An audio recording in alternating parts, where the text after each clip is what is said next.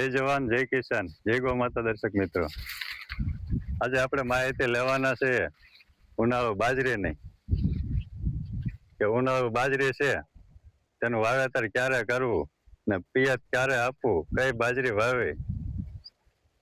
તો મિત્રો, આજે આપણે મળીશું એક યુવાન ખેડૂતને કે આજકાલ બધા લોકોને એવો પ્રશ્ન હોય કે યુવાનોને બેરોજગારી છે કે નોકરી ધંધા મળતા નથી.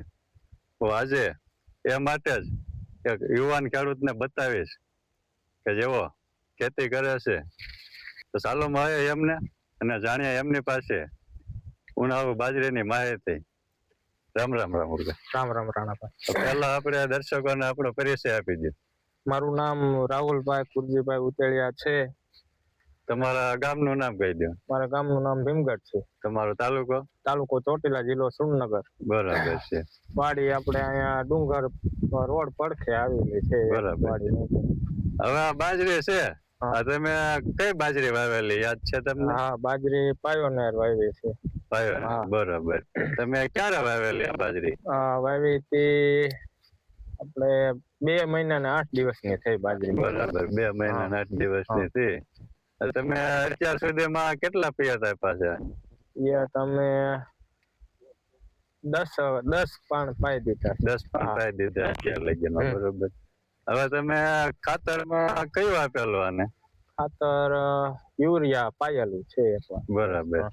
પછી ઉનાળુ બાજરી છે તો આમાં અત્યારે કઈ રોગ આવે એવું કઈ કરું? ના, રોગ આવ્યો જ નથી એમાં. નહીં કોઈ. બરાબર. એટલે કોઈ દવાનો છંટકાવ કરવો પડે એવું કઈ નહીં? દવાઈ નથી છાંટી એક વાર. બરાબર. ખાલી પાણી પાયા 10 અને યુરિયા એક વાર પાયું. બરાબર છે.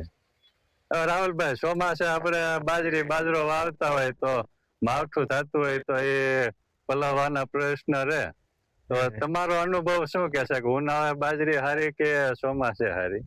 ના, ઉનાળે વધારે હારી. ચોમાસે પલાળવાના પ્રશ્નો રહે, પછી આડી પડવાના પ્રશ્નો રહે, પછી બધું લીલું ભૂંગણા પણ ચોમાસે બહુ આવી શકે. એટલે ચોમાસે બગડે એવું થાય. ચોમાસે વધારે બગાડ થાય. ઉનાળુ વાવેતર છે એ સારું કેવાય, ચોમાસે સારું કેવાય. બરાબર છે. બધું આમ ચોખ્ખું હોય ને એટલે આમ ફરતું તમે વાળા બાંધી શકો, જેથી કઈ આગળ ન શકે. ચોમાસે બધી લીલું જ હોય જ્યાં પાવાનું. બરાબર. વધારે. રાહુલભાઈ, હવે તો આમાં ડુંડા આવવા માંડ્યા છે, તો હવે આમાં કેટલાક પાણી જોઈએ? તો 5-6 પાણી જોઈએ. 5-6 પાણી જોઈએ. બરાબર છે. તમારી આ બાજરી છે, તમારે કેટલા વીઘામાં વાવેલી છે? 2 વીઘા. એમાં તમારે બિયારણ કેટલું જોઈએ હોય છે? બિયારણ 1 થેલી અને માથે થોડુંક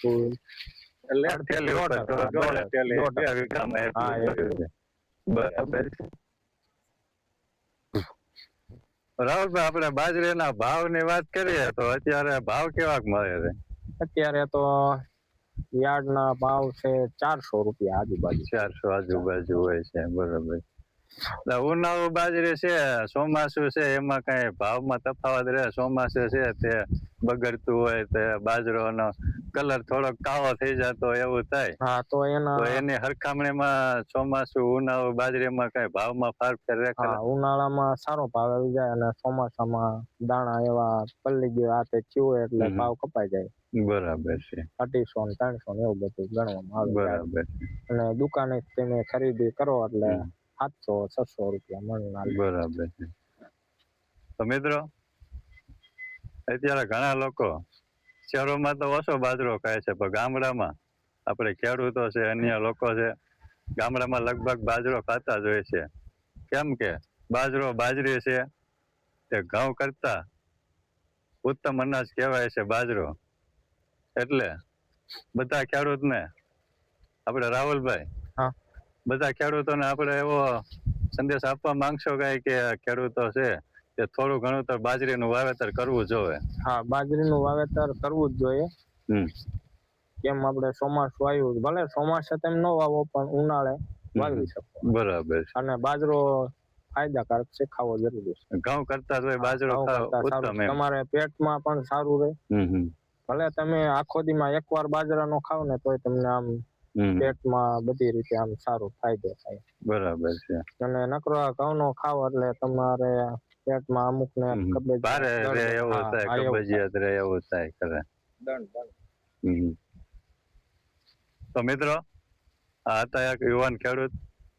તો આપણે યુવાન ખેડૂતોને એ માટે બતાવતા હોઈએ છે કે અન્ય યુવાન ખેડૂત છે તે જાગૃત થાય અને ખેતી કરે.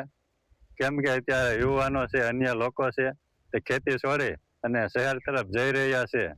તો આપણે અન્ય યુવાન ખેડૂતને એવો સંદેશ આપવા માંગીએ છીએ કે યુવાન ખેડૂત છે ક્યાંક બીજા નોકરી કરવા કરતા જો ખેતી કરે તો તેને નોકરી કરતા પણ સારું એવું વળતર મળી રહે. તો તે સંદેશ આપવા માટે આપણે અનેક યુવાન ખેડૂતને બતાવતા હોઈએ છીએ કે યુવાન ખેડૂત પણ ખેતી કરે. કેમ કે અન્ય કોઈ ધંધા રોજગાર કરતા આપણે ખેતી પ્રધાન દેશ છે, તો યુવાન ખેડૂત પણ ખેતી કરતા થાય એટલા માટે આપણે યુવાન ખેડૂતોને બતાવતા હોઈએ છીએ. ખેતી કરવી જરૂરી છે અને હું પણ સિટીમાં જાઉં છું ધંધા માટે, પણ ખેતી પણ સાથે સાથે કરતો જાઉં છું. બરાબર છે.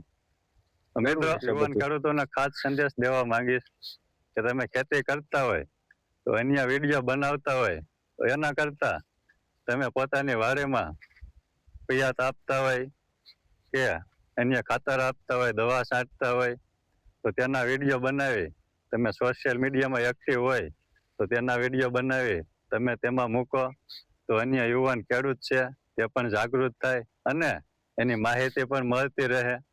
તો તે પણ યુવાનો ખેતી તરફ વળે એવો અમારો આગ્રહ છે. જોકે સલાહ તો કોઈને ના દઈ શકીએ, એવી એક અપીલ કરીએ છીએ કે તમે સોશિયલ મીડિયામાં હોય તો તમે કંઈ ખેતી કામ કરતા હોય તો તમે એમાં વિડીયો બનાવી અને અન્ય ખેડૂતોને માહિતી મળી રહે. તો મિત્રો આ વિડીયોમાં બસ આટલું જ. મળીશું નવા વિડીયોમાં નવી માહિતી સાથે યુવાન ખેડૂતોને બતાવીશું, અનુભવી ખેડૂતોને બતાવીશું. તો મળીએ આગળના વિડીયોમાં. જય જવાન, જય કિસાન, જય ગૌ માતા.